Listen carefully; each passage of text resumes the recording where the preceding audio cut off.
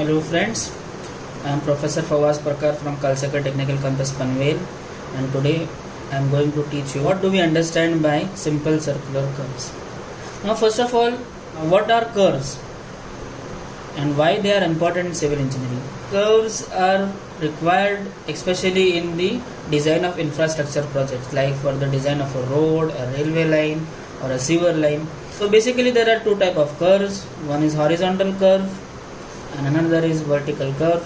Generally when two grades are separated, there are two different roads which need to be connected, or there is some hillock which comes in between, or some valley is there in between, then we provide vertical curves. Horizontal curves are generally provided to either move from some obstruction, or either to provide a short distance or a safe passage, or to prevent the traffic from overflowing. We'll discuss that in detail. So horizontal curves again are of several types. We have simple circular curves, then we have compound curves, we have reverse curves, we have transition curves, we have composite curves.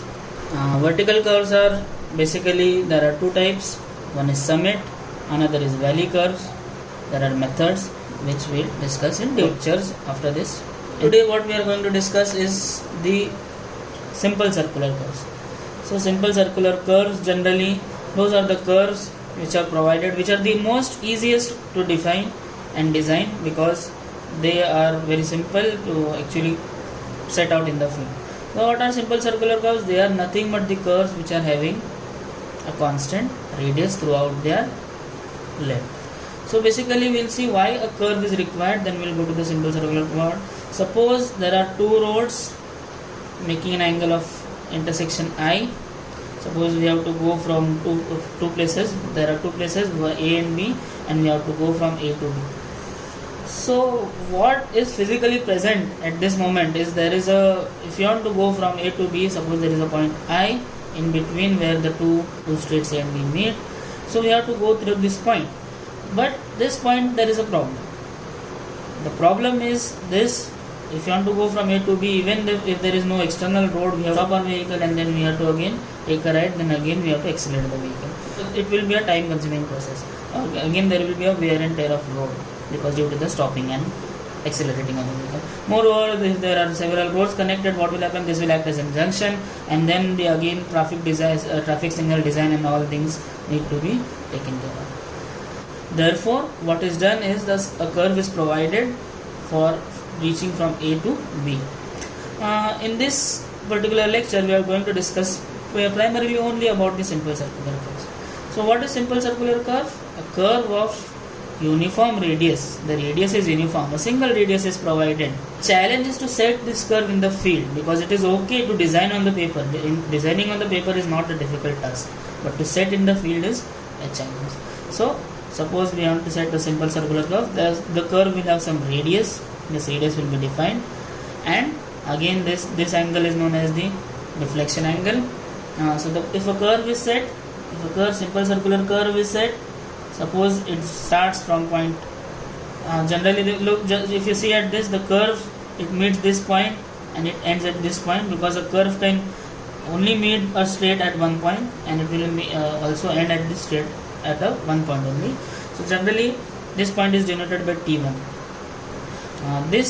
Because this is a curve, and now this becomes a tangent. So this is known as a back tangent, and this is known as the forward tangent.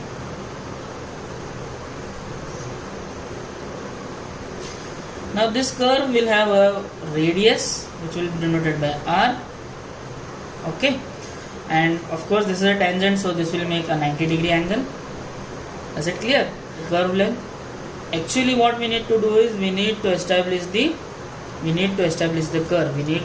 And how can we establish the curve? We have to set out various points on the curve, and then we have to join the various points in the field. So how can the curve can be set? One more element is there in the curve, that is known as the, if you join this T1, and this point will be known as a second T2. This is T1, this is known as point of commencement, this is known as point of tangency. If a circle is there, in a circle, if a straight line joins from the outside, it is known as a tangent.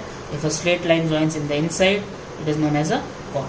If it touches the circle outside, it will join at only one place. If it touches the circle inside, it will join at two places. This is known as a chord. This will be known as a tangent.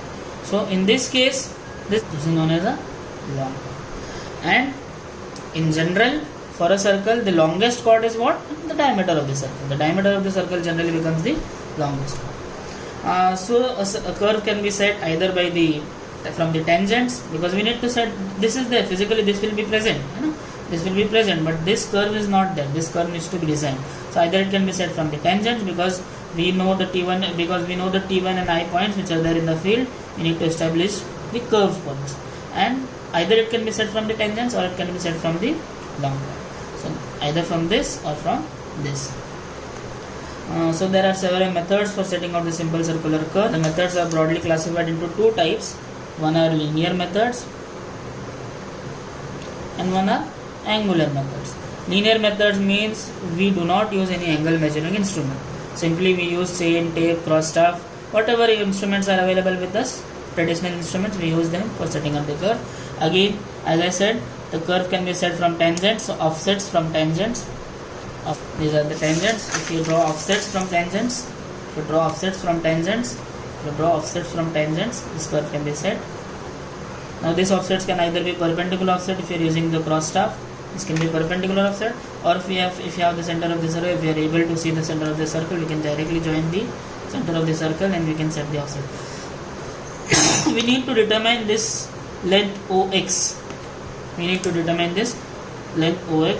So that we have to establish the points on the curve, and then joining the points of the curve, we can set the curve in the field. So to determine this length OX for perpendicular offsets, for radial, these are known as the radial offsets.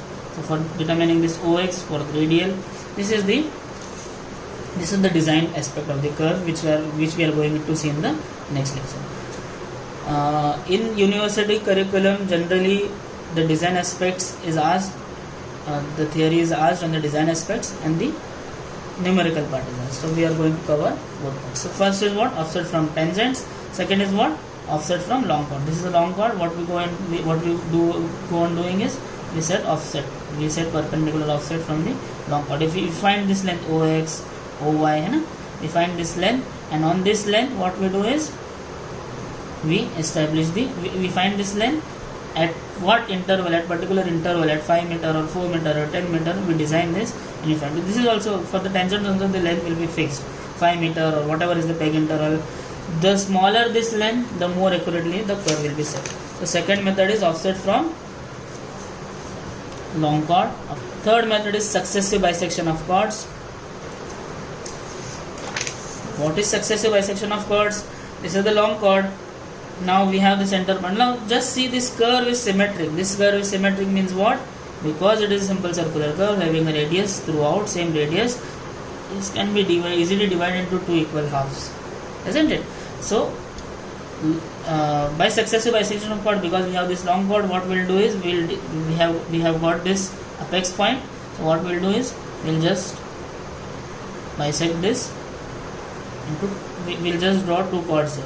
Now this chord will, this part will act as a curve and a long chord. Now again this can be set, then again we can again divide into this into two parts, then we can just, so these are the methods.